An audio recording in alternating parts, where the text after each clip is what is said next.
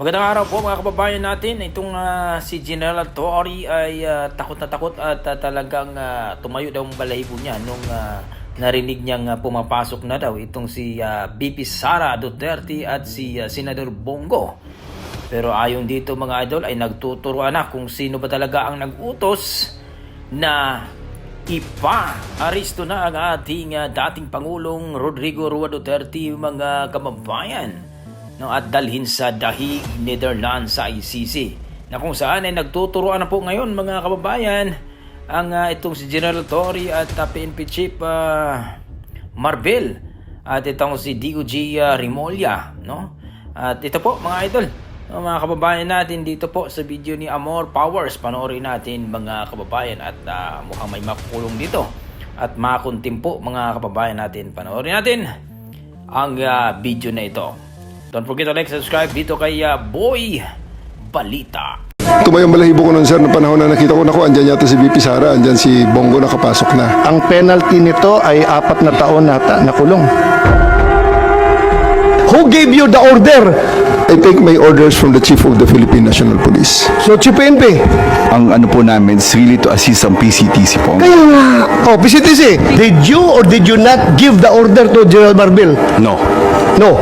So, General Marbil, are you lying?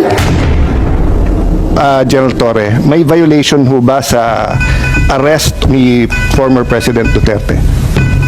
No sir. Any person arrested or detained or shall be allowed visits by or conference with any member of the immediate family or any medical doctor or priest, minister chosen by him. I saw the video, sir. President Duterte was asking for his own doctors. Sir, we have substantial doctor. Ang sabi kasi dito, his choice, hindi nyo choice. I saw the video wherein you're saying 2-star, ako na nagdedesisyon, I will not allow VP Sara in. Tama? Yes sir. Hindi ba siya anak? Nung nakita ko tong batas na to, nakalagay, pag anak, you cannot stop them. Ang penalty nito ay 4 na taon nata na kulong. Bawal na pigilan yung anak na bumisita. So, it's your call to violate the law. Yung Dr. Suba ni President Duterte certified him fit to travel. It's not part of the procedure for his private doctors for that to do that sir. It will be the government doctors who will be No, taking that's not that, sir. true, sir. Ang nakalagay ho dito sa batas, it can be his doctors. Magiging inutil yung batas if you invite your doctors and then they cannot certify. So, ang mangyayari nun, if they certify hindi pwede, sinertify ng government doctor pwede, korte ang magsasabi at kakasuhan yung doktor na nagkakamali. But if you tell me, sir, okay naman siya, o tignan mo. The law is clear eh. Hindi naman ikaw magsasabing sufficiente, hindi. But you're supposed to allow all of his doctors in right away and you're supposed to allow his family members there and not deny them. So, who give the order? Sino nagbigay sa'yo ng order? Sir, I have a team. You're the one there. Wala si SOG doon. Ikaw ang nagkarga sa kanya sa aeroplano. Kaya tinatanong kita, who gave you the order? Still sir, I take my orders from the Chief of the Philippine National Police. So, Chief PNP. It's always the guidance that ang ano po namin is really to assist ang PCTC po. Kaya nga. Oh, PCTC, did you or did you not give the order to General Marbil? No. No. So, General Marbil, are you lying? So I'm not lying, but I just want to have the executive privilege po regarding this matter. The Ay, nandito na tayo eh. Executive privilege ka dyan.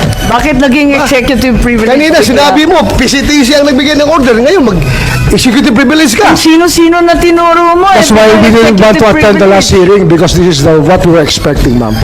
We didn't want to be bullied. We are not bullying you, sir. Ha?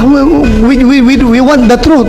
Secretary Remulla, I recall that General Torre, nagbigay siya ng interview na sinabi niya, bigyan lang ako ng eroplano. Ako nang bahala dyan. Arrest him and bring him to the Hague. Yun na. Simple as that. Arrest him and bring him to the Hague. Sagot ko lang sir, bigyan mo ko aeroplano. O di ayos. So Secretary Remulla, nagpa-interview na si General Torre. We're not bullying him. He voluntarily gave this interview. Sinabi niya na siya talaga. Paano ba yun? Sino nag-utos sa kanya? I gave them the advice. That, So kayo ang number 1, nagutos? serve the warrant of arrest, and number 2, surrender him to the Hague. That's what the law provides. So, sir, you're the one giving the orders.